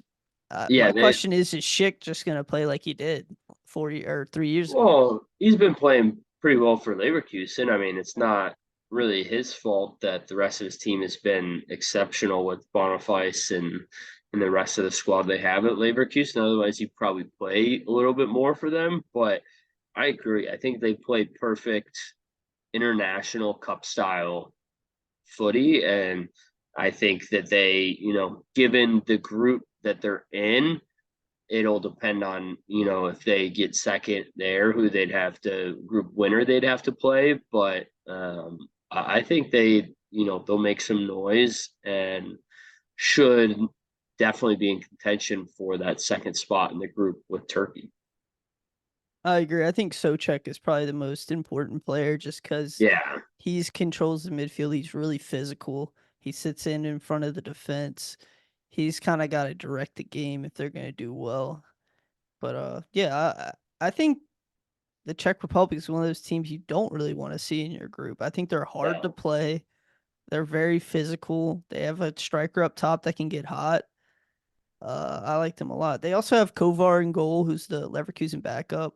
Hmm. Uh, he seems to be a pretty good player. But yeah, they were in the quarterfinals last Euro, so Yeah, I don't think it's out of the question for them to get there again. I agree. All right, Portugal. This Last is but another not one of the least, squads that is just disgusting to look at. They have so many dudes all over the field. I just, for the life of me, can't understand bringing in Roberto Martinez. Um, Like, he wasted Belgium's entire golden generation, and this is arguably just as good of a Portugal team.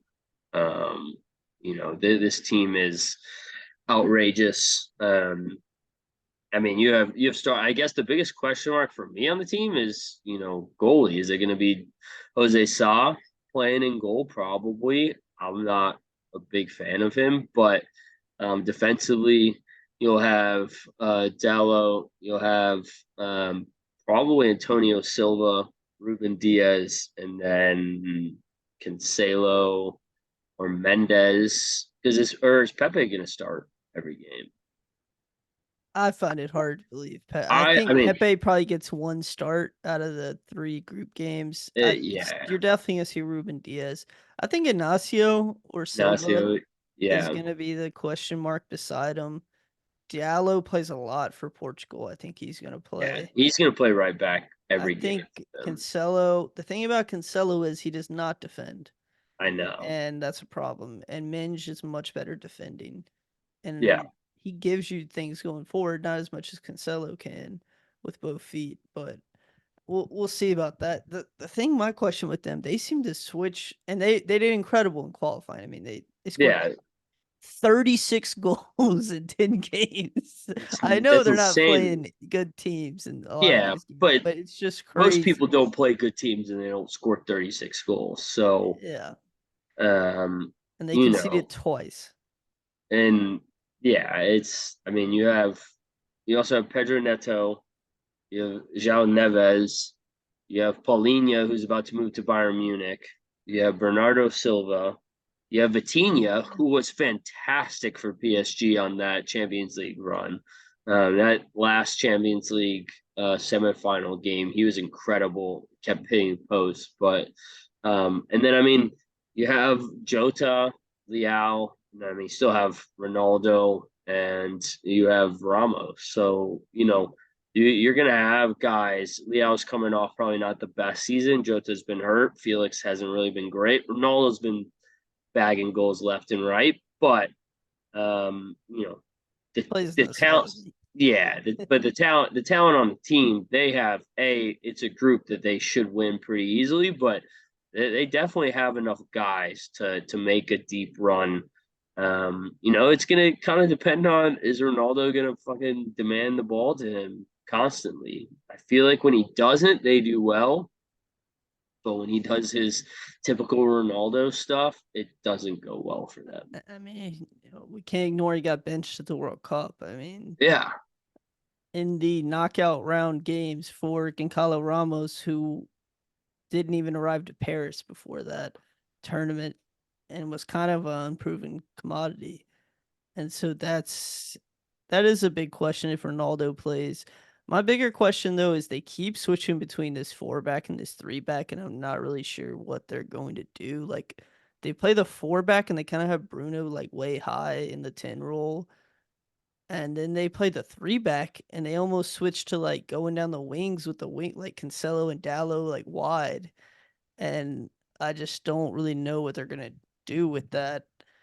But they just have so much talent. I don't know. Roberto Martinez is gonna have to do something even worse than he did at Belgium to mess this up, I feel like. He will.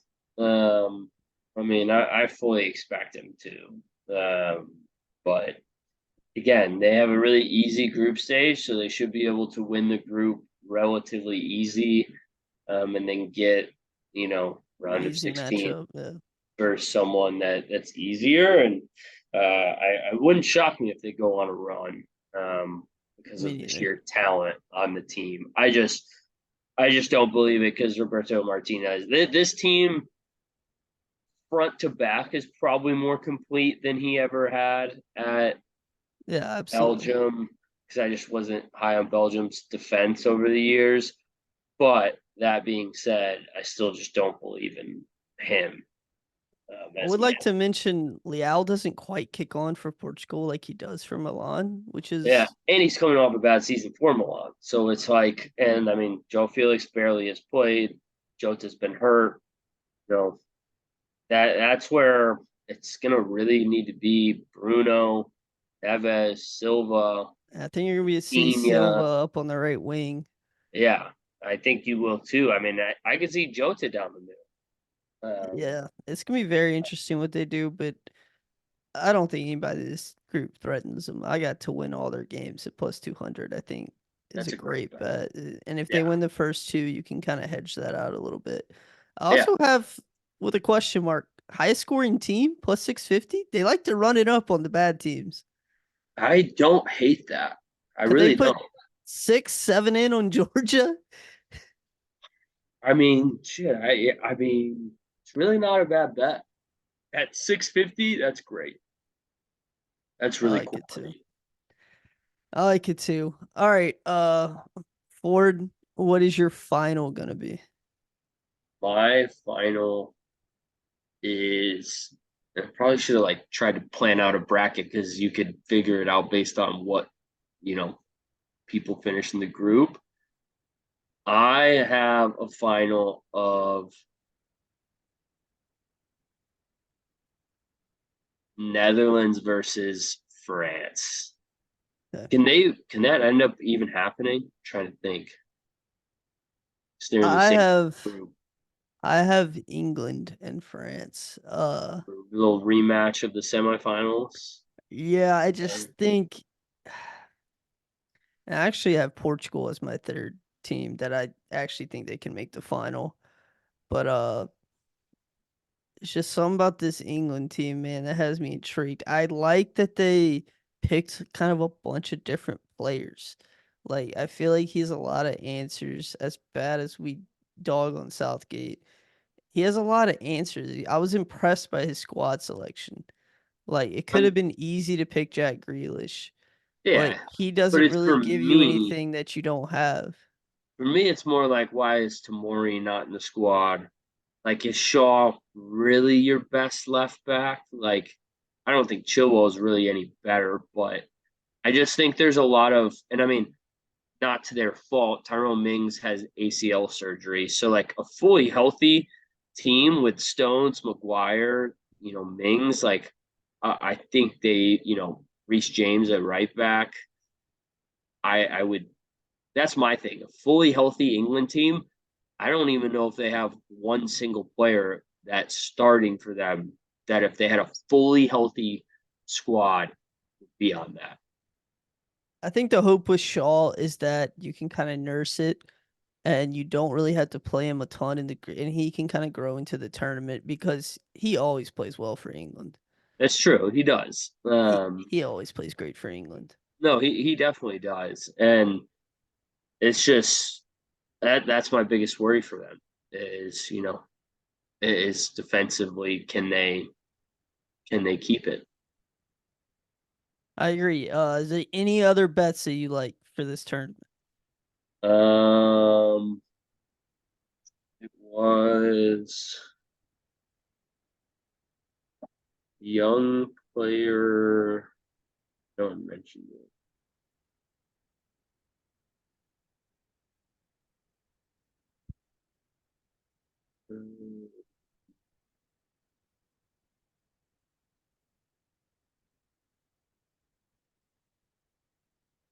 Where's the young player bet?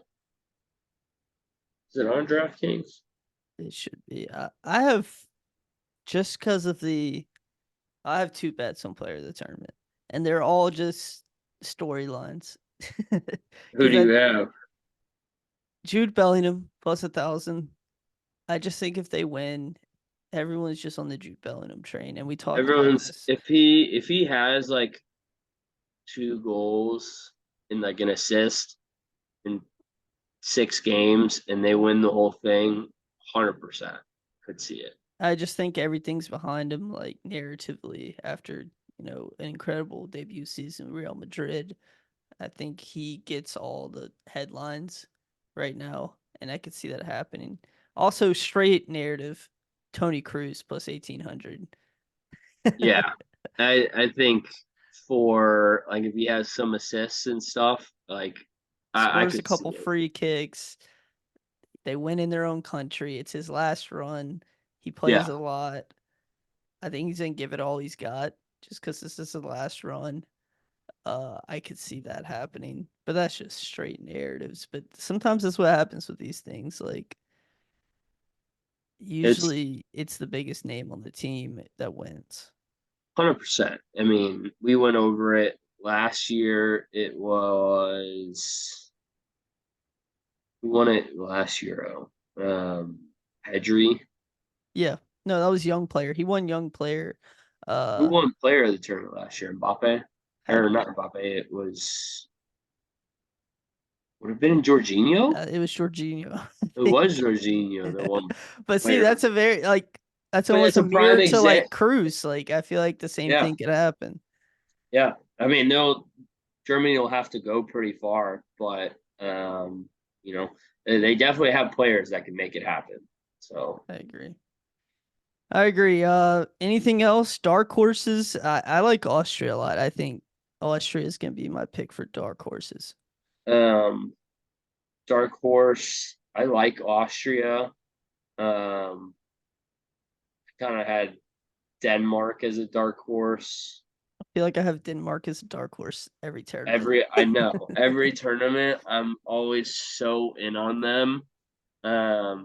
And they kind of usually let me down, but we will see on that. Hungary's a popular pick. I've seen. Hungary is, I think they're a very popular like dark horse, could make a run.